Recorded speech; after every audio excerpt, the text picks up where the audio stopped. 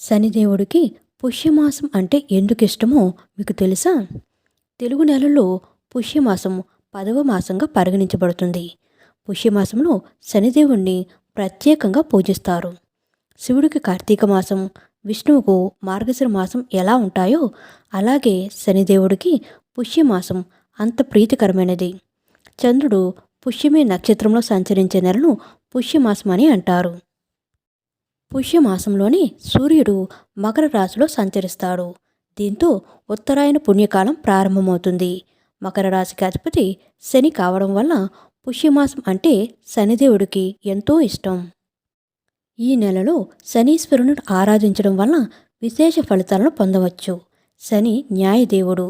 మనం చేసే పనులను బట్టి శుభ ఫలితాలు లేదా శిక్షలు ఇస్తాడు.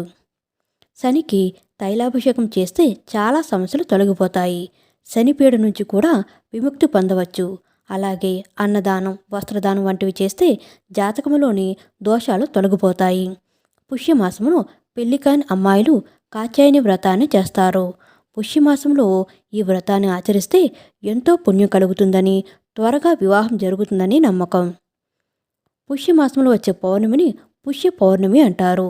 ఆ రోజు ఉదయాన్నే స్నానం చేస్తే ఎంతో పుణ్యం కలుగుతుంది.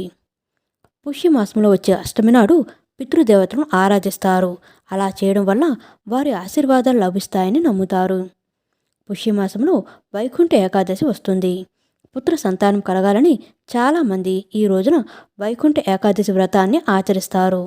పుష్యమాసంలో గృహప్రవేశాలు, పెళ్ళిళ్ళు, శంకుస్థాపనలు వంటివి చేయరు. అయితే సాధారణ పూజలు చేసుకోవడానికి ఎలాంటి నియమాలు లేవు. పుష్యమాసంలో ఆదివారం నాడు నెయ్యి, ఉసిరికాయ తినకూడదు.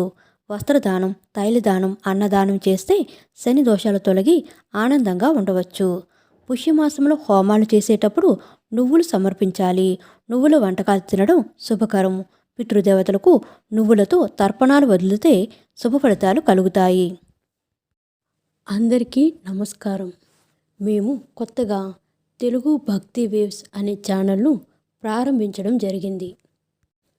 మా ఛానల్లో ఆధ్యాత్మికకు సంబంధించిన వీడియోస్ పెట్టడం జరుగుతుంది. గ్రహాల స్థితిగతులు, కదలికల వల్ల